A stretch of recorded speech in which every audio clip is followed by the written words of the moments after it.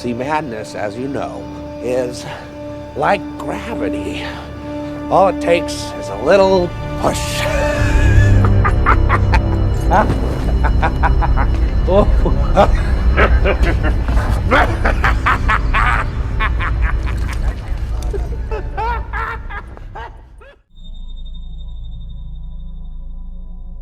I grew up in a rag city in Connecticut in poverty, but then again, nearly everyone else was too. Around 13 or 14, my mother, who had a stroke while having an aneurysm, was warned that one blow to the head could be fatal. She used to take me everywhere. We lived off a disability from my father, so she didn't work. Instead, she would take me cigarette butt hunting at night in the downtown business district, which was ripe with half-smoked cigarettes. It's important to note that my mother was a friend without nicotine, and I would do everything to get her some. During the day, we did the soup kitchen tour where we met some nice people who were homeless or poor. It was at a soup kitchen where we met Ray. "Don't worry, he's gay. He's not gonna try nothing," my mother's friend said during our introduction. He was a tall man, probably 6'2" or 6'3", very thin, with skin that hung from his bones as if he had once been a rather large man. He wore small, thicker lens glasses, but spoke with a southern accent and a gentleness. Something about him was alluring, and he seemed rather paternal to me. Ray and my mother Linda hit it off and became friends. We met up at the soup kitchens, and soon the nightly adventures to the ashtrays in the business district stopped, as he would often give my mother some money and smokes. He also fed me chips and fast food, a much appreciated break from the canned corn I would otherwise be eating. Fast forward a little, a couple of months pass, and we begin to trust him. He seemed genuinely excited to see us and was very kind, so much so that my mother did not hesitate to go over his house and take me along. At his house, my mother would take up residence on a love seat, and Ray would sit next to me. He often put his arm around me and pressed me up to him. I loved this because I was young and had a rotten tough time in school and was without friends. My family was broken, so I didn't see my father.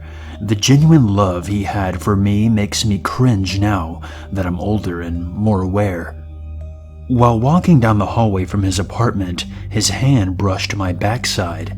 I matured early and was about as tall as my mom and half a foot smaller than him. The hallway was tight and I thought about it for a second, but dismissed the caress as innocent. I knew I swung my hands like an ape whenever I moved, so I could hardly fault him. Other people we knew saw us with Ray more and more. They became concerned. Grace and Matt had known Ray. They pulled my mother aside and told her that he was insane.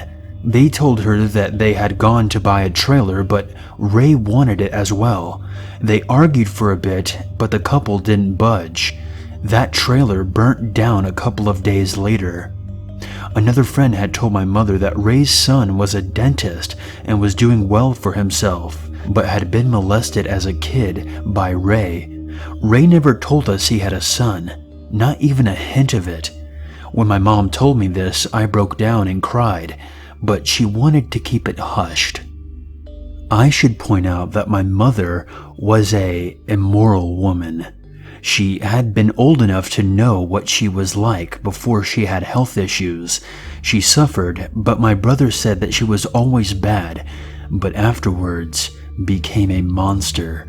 She would still see Ray and bring me around him. I broke down in class one day. I looked at my teacher, who really loved me and had been there for me during rough times.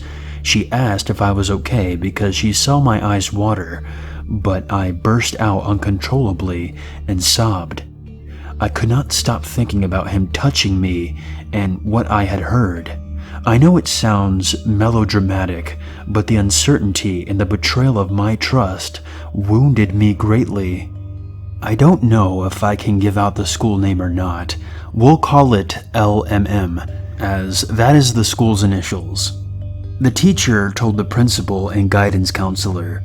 The guidance counselor took me into a room and sat me down. He asked me a bunch of questions about Ray that I answered. He kept me alone with him in a room and would not tell me why. I found out later they called my brother's school and my mother at the same time and interviewed them over the phone. My brother had moved into his girlfriend's house, so he hadn't really dealt too much with Ray, but said that he knew him, and my mother ended up telling them everything.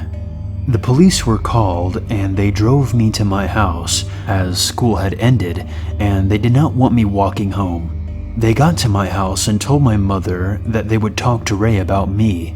They came back an hour later and told me that he could not speak to me anymore. They couldn't stop him from coming near us, but he was absolutely forbidden to talk to me. It turns out they found him outside the school with money and a new bike. The money was for me because he knew I valued cash to get my mom smokes, and the bike was for my brother. Ray planned to kidnap me that day. I have no doubt about it. A few years more until I turned 16 and moved out of my house, I would run into Ray while walking with Mom. He would always stare at me, but talk to her. My mom would talk back with him, and she never addressed what happened. I moved to Maine at 16 though, away from them both. So to the mother who I suspect was willing to give me up for her addiction, and to the stranger who slithered into my life like a snake, let's not meet again.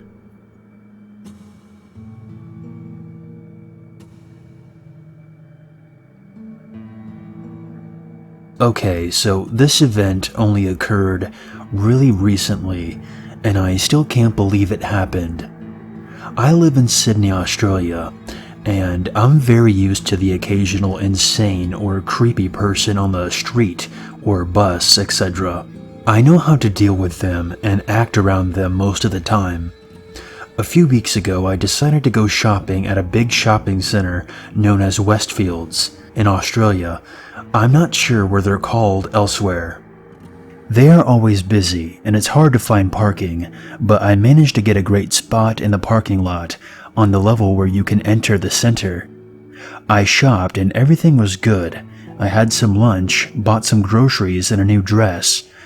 I exited the shopping center and started walking towards my car. There wasn't anybody in the parking lot except for a few cars trying to find a spot. Nothing out of the ordinary. Then I noticed a lady walking in the other lane next to mine. She had tangled, matted and thinning hair. She wasn't dressed in the nicest or newest clothes. She was talking to herself, but I didn't think much of it because people do that when they're trying to remember something or going over something in their head. Then she starts screaming. Nothing in particular, just gibberish. I look over to see what she's doing or if she's injured, but nope, she's fine, just staring directly at me and screaming. She locks eyes with mine as soon as I turn to see what she was yelling about. A few seconds pass and nothing happens. She keeps screaming while keeping direct eye contact with me. Then her mouth spreads into an insanely terrifying grin. She stops screaming and starts bolting towards me. I was frozen for what seemed like an eternity, but it was probably only 3 seconds. I hightailed it to my car, chucked my shopping bag in the seat next to mine, cracked all my eggs, and slammed the door shut just in time. This lady starts banging on my car, screaming while trying to open the doors. I quickly back out of my spot, not caring if I knocked this batshit crazy lunatic to the ground.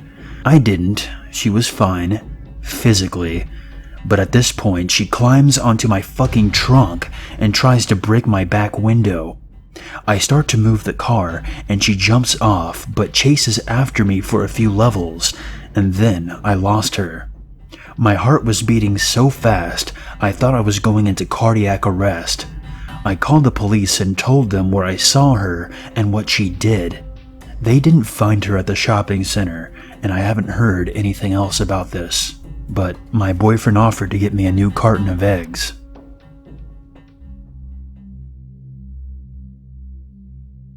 This happened a little over a decade ago when I was an undergrad.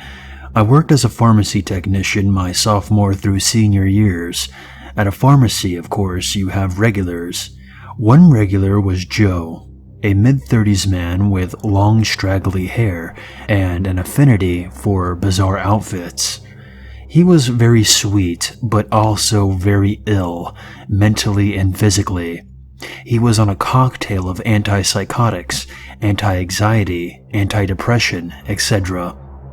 Also, he was on medicine for AIDS. Normally, Joe would come in with his mother, who took care of him.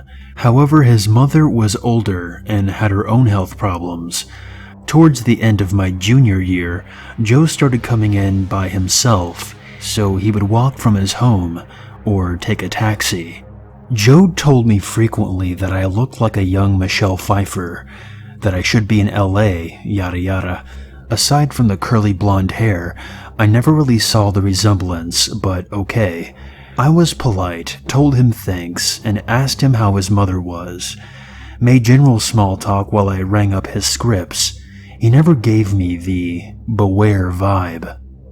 My senior year, Joe's mother came in without him and told us that Joe wasn't doing well. He was refusing to take his antipsychotics, and she was getting too old to defend herself if Joe went into a rage. She was having him placed in a home for patients like Joe. I didn't know until that day that Joe was technically under guardianship. The courts and his doctors deemed him too ill to make important financial and medical decisions. Joe's mother gave us the medical release so that Joe's new home could send their staff to pick up his medicine. We didn't see Joe for about 4 months. It was the end of my senior year, a Friday night. Just me and the pharmacist were working because Friday nights are slow. I was reading a magazine when I heard, "Hey, Michelle." I'm not Michelle, so I didn't look up. Then angry, "Michelle!" and a slap on the counter in front of me made me look up. It was Joe. He was bleeding profusely and left a bloody handprint on the counter. I was shocked, and all I could do was slowly back away to put distance between myself and the very bloody Joe. The pharmacist came rushing over to ask Joe what he was doing here. His home had picked up his meds on Tuesday. "I wanted to see Michelle. I miss her." Then he started opening the waist-high door to get behind the pharmacy counter.